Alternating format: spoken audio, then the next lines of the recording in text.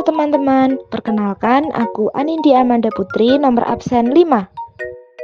Perkenalkan, nama aku Cika, nomor absen 8. Perkenalkan, nama saya Eca Yuwanugra Putri, nomor absen 14. Aku Esa Sekar Pramudita, nomor absen 17. Aku Esya Zebaludvia, nomor absen 18. Aku Happy Firlana Safitri, absen 23.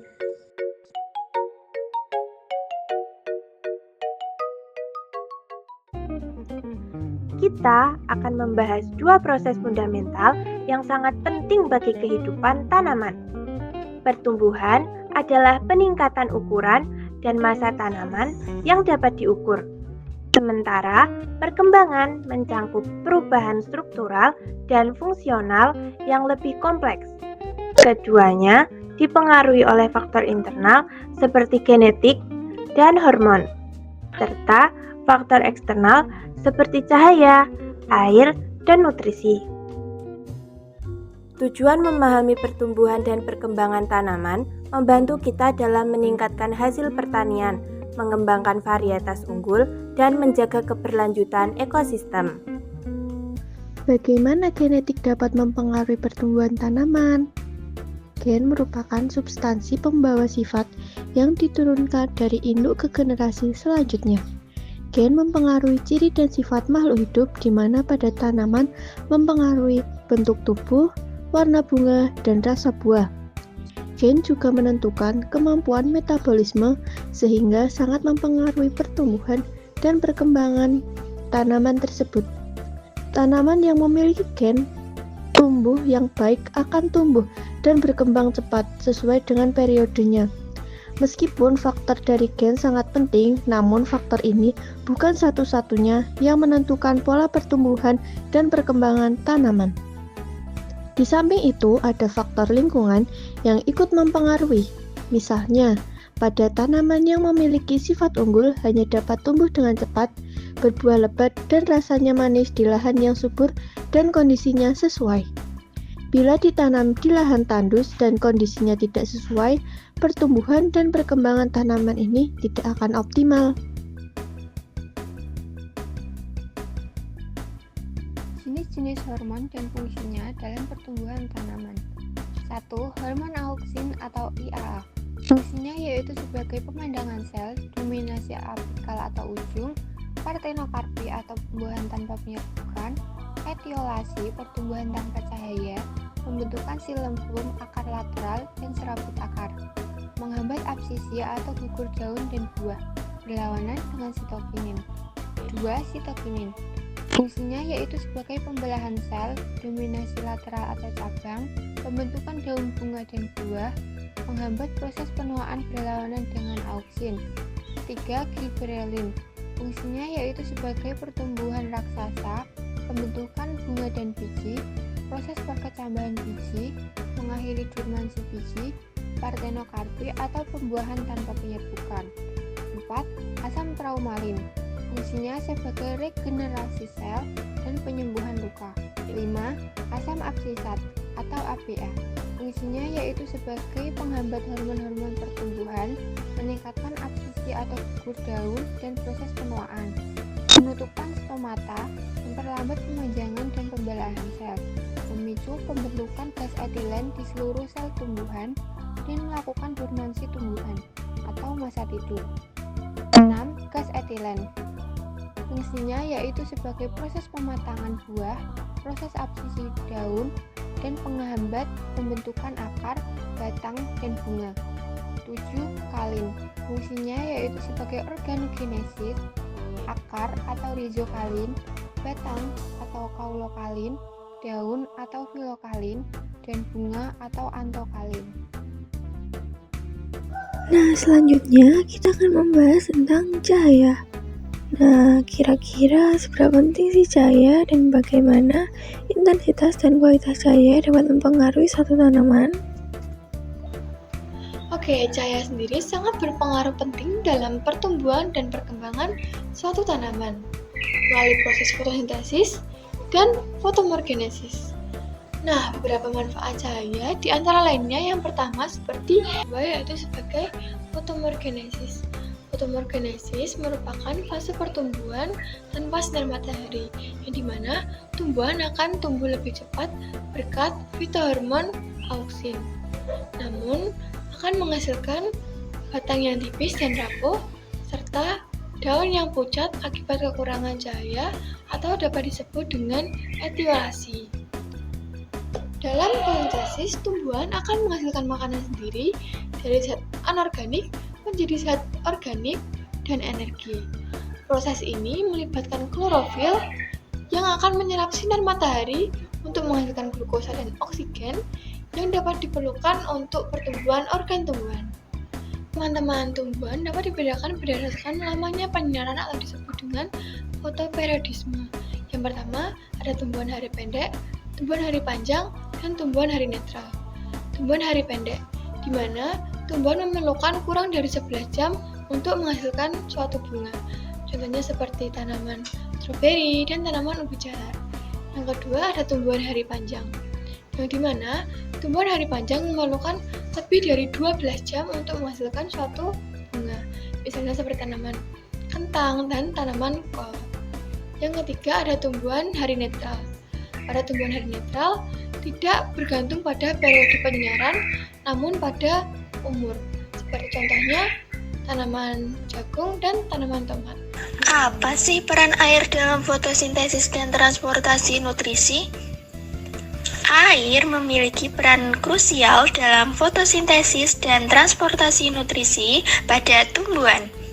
Dalam fotosintesis, air bertindak sebagai sumber elektron yang dipecah untuk menghasilkan oksigen dan energi seperti ATP dan NADPH dalam reaksi terang. Proses ini memungkinkan tumbuhan mengubah karbon dioksida dan air menjadi glukosa yang merupakan sumber energi utama.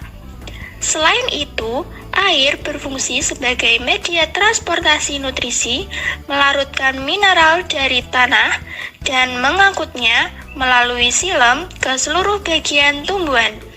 Ini memastikan bahwa setiap bagian tumbuhan mendapatkan nutrisi yang diperlukan untuk pertumbuhan yang optimal. Apa saja sih nutrisi yang dibutuhkan tanaman dan perannya? Nutrisi tanaman yang dibutuhkan dibagi menjadi dua. Yang pertama ada nutrisi makro, yaitu nutrisi yang dibutuhkan dalam jumlah yang besar. Berikut yang tergolong nutrisi makro. Yang pertama ada nitrogen. Fungsinya adalah merangsang pertumbuhan vegetatif tanaman secara keseluruhan. Berperan dalam pembentukan sel hijau daun atau klorofil, dan berperan dalam pembentukan protein lemak dan senyawa lainnya. Yang ketiga ada kalium. Berfungsi membantu pembentukan protein dan karbohidrat, memperkuat tanaman sehingga daun, bunga, dan buah tidak mudah rontok atau gugur, serta salah satu sumber daya tahan tanaman terhadap kekeringan dan penyakit. Yang kedua ada fosfor. Fungsinya adalah merangsang pertumbuhan akar, khususnya akar benih dan tanaman muda. Merupakan bahan mentah untuk pembentukan sejumlah protein tertentu dan membantu proses asimilasi dan pernapasan tanaman, serta mempercepat pembungaan dan pemasakan biji dan buah. Kita masuk ke dalam nutrisi mikroma. Nutrisi mikroma adalah nutrisi yang dibutuhkan suatu tanaman dalam jumlah yang tidak terlalu banyak dan bervariasi tergantung pada jenis tanamannya. Nutrisi dapat digolongkan menjadi nutrisi mikro. Yang pertama ada klor. Klor berfungsi untuk memperbaiki dan meningkatkan hasil kering suatu tanaman, seperti tanaman tembakau. Yang kedua ada zat besi. Zat besi berfungsi sebagai proses pernafasan dan pembentukan zat hijau daun atau klorofil. Yang ketiga ada mangan, adalah komponen yang berfungsi untuk memperlancar proses asimilasi serta pembentukan dan untuk mengancam kerja enzim. Yang keempat ada tembaga. Tembaga berfungsi untuk menghasilkan zat hijau daun atau klorofil dan sebagai bahan pembentuk enzim-enzim lainnya. Yang kelima ada seng. Nah, seng berfungsi dalam pengaktifan beberapa jenis enzim pada tanaman titik yang berperan dalam biosintesis auksin, pemanjangan sel, dan ruas batang. Yang keenam, ada boron, yang berfungsi untuk mengangkut karbohidrat ke dalam tubuh tanaman dan membantu bagian-bagian tanaman untuk tumbuh aktif, berperan dalam pembelahan sel pada tumbuhan biji. Yang ketujuh, ada molybdenum, yang berfungsi untuk membantu dan mengikat nitrogen dari udara bebas dan mengaktifkan enzim nitrogenase. Bagaimana ya suhu mempengaruhi laju pertumbuhan tanaman? Suhu sangat berpengaruh pada laju pertumbuhan tanaman. Suhu yang optimal akan membuat tanaman tumbuh dengan cepat, sedangkan suhu terlalu rendah atau tinggi dapat menyebabkan tanaman tidak tumbuh dengan baik atau bahkan mati. Suhu rendah yang pertama mengurangi kecepatan pertumbuhan dan metabolisme tanaman. Yang kedua, memperpanjang waktu yang dibutuhkan tanaman untuk menyelesaikan siklus hidupnya. Yang ketiga, dapat merusak atau mematikan tanaman jika suhu mencapai titik krisis. Suhu tinggi. Yang pertama, membuat tanaman tidak mengalami pertumbuhan. Yang kedua, dapat mematikan tanaman jika tidak dapat beradaptasi. Yang ketiga, meningkatkan fotosintesis dan respirasi tanaman. Yang keempat, membuat tanaman menginstruksikan akarnya untuk tumbuh lebih cepat. Setiap spesies dan varietas tanaman memiliki toleransi suhu yang berbeda-beda. Misalnya, tanaman stroberi membutuhkan suhu rendah untuk tumbuh dengan baik, sedangkan tanaman lain membutuhkan suhu yang lebih tinggi. Apa sih peran karbon dioksida dan oksigen dalam proses fotosintesis dan respirasi? Yang pertama, karbon dioksida dan oksigen berperan dalam fotosintesis sebagai bahan baku dan produk sampingan. Peran karbon dioksida yang pertama, karbon dioksida merupakan bahan baku untuk membuat glukosa dan oksigen. Yang kedua, karbon dioksida diserap dari atmosfer melalui difusi. Yang ketiga, konsentrasi karbon dioksida yang tinggi dapat meningkatkan laju proses fotosintesis. Yang keempat, karbon dioksida merupakan bagian dari siklus karbon di bumi. Selain itu, karbon dioksida dan oksigen juga berperan dalam respirasi tanaman. Karbon dioksida berperan sebagai yang pertama, tumbuhan menyerap dari udara melalui pori-pori daun. Yang kedua, karbon dioksida digunakan untuk proses fotosintesis, yaitu proses pembentukan zat makanan atau energi. Yang ketiga, karbon dioksida juga merupakan gas rumah kaca yang memerankan panas di atmosfer. Sedangkan oksigen, yang pertama, tumbuhan menyerap oksigen untuk respirasi. Yang kedua, oksigen diperlukan untuk pertumbuhan tanaman dan hasil panen yang sehat. Yang ketiga, oksigen dibebaskan selama respirasi aerob. Seberapa penting sih jenis dan kualitas tanah bagi tanaman? Tanah memainkan peran vital dalam pertumbuhan tanaman. Dengan jenis dan kualitas tanah sangat mempengaruhi kesuburan dan kesehatan tanaman. Jenis tanah yang pertama, tanah humus. Kaya bahan organik dan nutrisi, ideal untuk berbagai tanaman. Yang kedua, tanah lempung. Menyimpan air dengan baik, cocok untuk tanaman yang membutuhkan kelembapan stabil. Ketiga, tanah berpasir. Memiliki drainase cepat, baik untuk tanaman yang tidak menyukai genangan. Kualitas tanah. Kualitas tanah ditentukan oleh kandungan nutrisi, pH, dan struktur fisiknya. Tanah subur mendukung pertumbuhan optimal, menyediakan unsur hara seperti nitrogen, fosfor, dan kalium yang esensial bagi perkembangan tanaman. Yang pertama, potensi pangan. Uwi dikenal sebagai alternatif panganan beras yang dapat digunakan untuk membuat beras fungsional, terutama yang berwarna putih dan ungu. Penelitian ini menunjukkan bahwa umbi uwi memiliki indeks glikemik rendah, menjadikannya pilihan yang baik untuk penderita diabetes. Contoh studi kasus tanaman uwi. Tanaman uwi atau Dioscorea alata merupakan salah satu sumber pangan yang kaya akan karbohidrat dan memiliki potensi besar dalam diversifikasi pangan. Penelitian ini bertujuan untuk mengeksplorasi manfaat, teknik budidaya, dan potensi kesehatan dari tanaman UI. 2. Teknik budidaya. Studi tentang teknik budidaya UI menunjukkan bahwa tanaman ini toleran terhadap kondisi lahan kering dan naungan. Penelitian menggunakan rancangan acak kelompok untuk mengevaluasi berbagai varietas dan sistem tanam, dengan hasil menunjukkan bahwa sistem tanam yang tepat dapat meningkatkan hasil panen secara signifikan. Manfaat umbi UI.